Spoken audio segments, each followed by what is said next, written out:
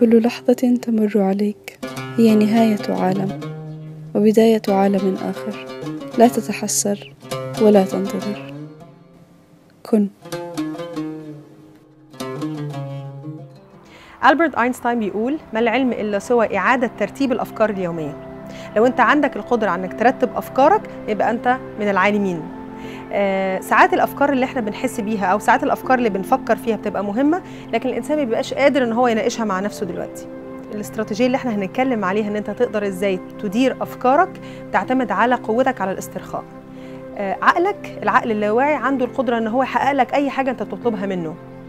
لو أنت عندك فكرة بس هي مهمة لكن أنت مش قادر تناقشها دلوقتي مع نفسك، طبق الحاجات اللي احنا نقولها دلوقتي.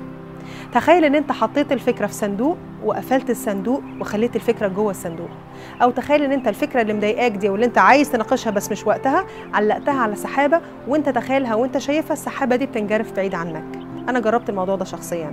او تخيل على الاقل ان انت حطيت الفكرة في نهر وشايف ان الفكرة بتروح بعيد عنك، مخك هيستجيب لك لان انت اللي بتديله الامر. اوعد نفسك ان تخصص 15 دقيقة كل يوم ان انت تفكر في الامور اللي محتاجة قوة ومحتاجة طاقة ان انت تعرف تعالجها. خصص لنفسك الوقت واوعد نفسك ان انت في الوقت الفلاني انا هفكر في الفكرة المعينة اللي مضايقاني.